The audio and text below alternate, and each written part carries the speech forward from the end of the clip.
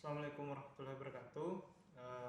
Video ini dibuat untuk penugasan dari mata kuliah Psikologi Pendidikan, di mana pada video ini akan membahas tentang hubungan antara psikologi pendidikan dengan kreativitas dan pembelajaran, kemudian dengan hakikat dan teori intelijensi, dan motivasi dan pendidikan. Barlow mendefinisikan psikologi pendidikan sebagai sebuah pengetahuan yang berdasarkan riset psikologis yang menyediakan serangkaian sumber untuk membantu belajar mengajar secara efektif. Sedangkan menurut Pupu Saiful Rahmat, dalam bukunya yang berjudul Psikologi Pendidikan, menjelaskan bahwa psikologi pendidikan dapat diartikan sebagai salah satu cabang psikologis yang secara khusus mengkaji perilaku individu dengan tujuan menemukan berbagai fakta, generalisasi, dan teori-teori psikologi berkaitan dengan pendidikan yang diperoleh melalui metode ilmiah tertentu dan dalam rangka pencapaian efektivitas proses pendidikan. Dalam video Hebat Facilitation dengan judul Pembelajaran Aktif dan Kreatif di Masa Normal Baru, cara untuk melibatkan siswa untuk aktif dalam pembelajaran adalah yang pertama, yaitu pendekatan hati, kemudian yang kedua membangun koneksi interpersonal, kemudian yang ketiga adalah penguatan materi. Yang pertama adalah poin pendekatan hati. Pendekatan hati dapat dilakukan dengan menyebut nama siswa satu persatu, menyapa mereka, dan menanyakan kabar mereka. Membangun kedekatan interpersonal dapat berupa kedekatan emosi dan kognitif, seperti mengutip pendapat siswa satu persatu dan menanyakan pendapat siswa lain untuk pendapat siswa tersebut. Pendekatan pembelajaran kreatif dan inovatif dapat dilakukan dengan dua pendekatan. Yang pertama dengan pendekatan induktif dan yang kedua adalah pendekatan deduktif. Pembelajaran induktif dapat dilakukan dengan cara mengeksplorasi terlebih dahulu, baru kemudian menuju ke poin-poin inti dari pembelajaran. Sedangkan pembelajaran deduktif, kita dapat memaparkan konsep pembelajaran umum terlebih dahulu, baru memulai eksplorasi, baik berupa pengalaman langsung, pengamatan, dan sebagainya. Praktik pembelajaran kreatif dan inovatif terbagi tiga. Yang pertama, desain pembelajaran berbasis pengalaman. Yang kedua, terjadi interaksi. Kemudian yang ketiga adalah membangun komunikasi. Yang pertama adalah desain pembelajaran berbasis pengalaman, di mana siswa mengalami langsung apa yang dipelajarinya, seperti belajar anatomi tubuh binatang, dapat mengamati langsung binatang yang ada di sekitarnya. Kemudian yang kedua adalah terjadi interaksi, di mana terjadi pertukaran gagasan antara guru dengan siswa, ataupun siswa dengan siswa lain, ataupun siswa dengan orang di sekitarnya, baik itu keluarga dan masyarakat sekitar. Yang ketiga adalah membangun komunikasi, di mana siswa diminta untuk mengutarakan gagasannya, kemudian menggunakan voice note, tulisan, dan sebagainya untuk mengutarakan gagasannya tersebut. Tahap yang selanjutnya adalah melakukan refleksi. Pada fase ini, kita mengajak siswa memaknai apa yang telah dipelajari, bagaimana pemahamannya tentang materi, bagian mana yang belum dimengerti. Dari sini, kita dapat mengetahui bagian mana yang masih perlu diulangi ataupun diberikan penguatan. Secara berkala, kita harus menyapa siswa. Baik itu berselang 3-5 menit, kita harus melakukan interaksi ulang dengan siswa. Kemudian kita dapat menyisipkan kuis sederhana maupun online.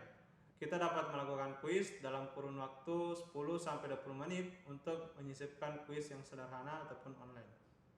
Kemudian yang selanjutnya adalah membebaskan siswa untuk memilih cara kreatif untuk menyelesaikan proyek hariannya. Kemudian yang selanjutnya adalah kita dapat menjelaskan manfaat dari pembelajaran tersebut. Kemudian yang selanjutnya adalah mempublikasikan hasil kreativitas siswa. Dari sini siswa dapat merasa bahwa hasil kreativitasnya diperhatikan oleh guru maupun teman-teman di sekitarnya. Kemudian, hal yang perlu diperhatikan selanjutnya adalah dengan memberdayakan lingkaran terdekat siswa untuk menyelesaikan tantangan pembelajaran. Seperti halnya jika terdapat masalah pada pembelajaran, seperti sudah mulai malas belajar, maka kita dapat memberdayakan teman dekatnya, sahabatnya, ataupun orang tuanya. Jadi, dari sini kita dapat menyimpulkan bahwa kreativitas pembelajaran yaitu menciptakan sesuatu yang baru ataupun kombinasi dari hal-hal yang sebelumnya yang berguna dan dapat dimengerti bagi proses pembelajaran. Maka, hal tersebut sejalan dengan konsep psikologi pendidikan yang tujuannya menemukan berbagai cara untuk menyediakan serangkaian sumber untuk membantu belajar mengajar secara efektif. Yang selanjutnya adalah hubungan antara psikologi pendidikan dan teori intelijensi.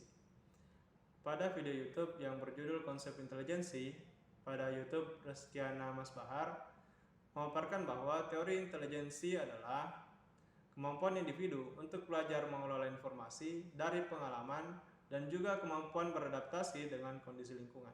Teori intelijensi yang selanjutnya adalah dipaparkan oleh Galton dan Cattell, di mana pada teori ini dipaparkan tentang ketajaman sensori, di mana semakin tajam sensori seseorang, maka semakin besar dan tinggi juga kemampuan intelijensi seseorang. Yang selanjutnya adalah teori intelijensi yang dipaparkan oleh Spearman, yaitu the G factor. Ia memaparkan bahwa intelijensi terdiri dari dua faktor, yaitu general factor dan yang kedua adalah specific factors. Spearman menjelaskan bahwa perbedaan faktor G pada individu dapat dilihat dalam konsep kemampuan kognisi seperti kemampuan menangkap pengalaman. Spearman menjelaskan bahwa perbedaan faktor G pada individu dapat dilihat dalam konsep kemampuan kognisi seperti kemampuan menangkap pengalaman, mengembangkan relasi, dan mengembangkan korelasi. Kemudian teori intelijensi menurut Thurston, ia memaparkan kemampuan mental dasar atau primary mental abilities. Konsep ini terdiri atas verbal comprehension, yaitu pemahaman verbal, kemudian word fluency, yaitu kelancaran kata, kemudian number atau numerik, space atau ruang spasial, kemudian asosiatif, perceptual speed atau kecepatan perseptual, kemudian yang terakhir adalah inductive reasoning atau penalaran induktif. Kemudian teori intelijensi selanjutnya adalah yang dipaparkan oleh Bill Ford. Ia memaparkan struktur model intelektual atau struktur of intellect. Ia mengatakan bahwa kemampuan intelijensi dibagi menjadi 3 dimensi, yaitu operations, contents, dan product. Pada struktur model intelektual, operation sendiri terdiri dari cognition, memori atau kemampuan mengingat, kemudian divergent, convergent, dan evaluation. Pada dimensi konten terdiri atas visual, auditory, simbolik, semantik, dan behavioral. Kemudian pada dimensi products terdiri atas unit, class, relation, system, transformation, dan implication.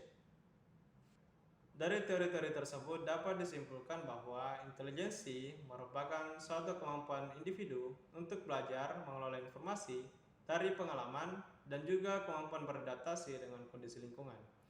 Maka hal tersebut sejalan dengan konsep psikologi pendidikan, di mana psikologi pendidikan dapat diartikan sebagai salah satu cabang psikologi yang secara khusus mengkaji perilaku individu dengan tujuan menemukan berbagai fakta, generalisasi, dan teori-teori psikologi yang berkaitan dengan pendidikan. Yang selanjutnya adalah kaitan psikologi pendidikan dengan faktor motivasi belajar. Motivasi belajar sendiri merupakan suatu keadaan yang terdapat pada diri seseorang individu di mana ada suatu dorongan untuk melakukan sesuatu guna mencapai sebuah tujuan. Materi kali ini diambil dari video YouTube dengan judul "Apa yang memotivasi kita untuk belajar?" dari akun YouTube Hujan Tanda Tanya. Faktor motivasi belajar terdiri dari beberapa level. Level yang pertama adalah tidak ada regulasi ataupun tidak adanya motivasi sehingga terjadi tidak peduli, tidak menghargai, tidak mampu untuk belajar, dan tidak terkendali. Kemudian level 2 adalah regulasi eksternal, di mana terdapat motivasi dari luar. Bentuknya seperti tuntutan dari luar, ataupun motivasi karena ada hadiah, dan motivasi yang terjadi karena adanya ancaman ataupun hukuman. Faktor motivasi level yang ketiga adalah regulasi introjeksi, di mana terdapat motivasi dari luar dan mulai ada kesadaran diri sendiri. Pada level ini sudah terdapat kontrol diri, kemudian keterlibatan ego dan harga diri, dan adanya ancaman ataupun hukuman. Faktor motivasi level yang keempat adalah regulasi identifikasi. Pada tahap ini sudah terjadi peningkatan kesadaran diri, di mana motivasi sudah timbul dari diri sendiri, kemudian sudah merasa pentingnya belajar, kemudian terdapat harga diri dari orang yang belajar. Kemudian yang kelima adalah regulasi integrasi, di mana pada tahap ini sudah ada kesadaran penuh. Pada tahap ini terjadi perpaduan penyesuaian diri dengan kewaspadaan diri. Pada level yang keenam adalah regulasi internal, di mana sudah terdapat motivasi dari internal diri, di mana kita sudah merasa menarik untuk belajar, sangat menikmati proses belajar, kemudian ada faktor kepuasan ketika kita memecahkan suatu masalah pada saat pembelajaran. Maka dari itu, kaitan antara faktor motivasi pembelajaran dan psikologi pendidikan dapat disimpulkan bahwa motivasi belajar merupakan suatu keadaan yang terdapat pada diri seseorang individu, di mana ada dorongan untuk melakukan sesuatu guna mencapai sebuah tujuan. Maka hal tersebut sejalan dengan konsep psikologi pendidikan, yang tujuannya menemukan berbagai cara untuk menyediakan serangkaian sumber untuk membantu belajar mengajar secara efektif. Sekian video saya kali ini, terima kasih.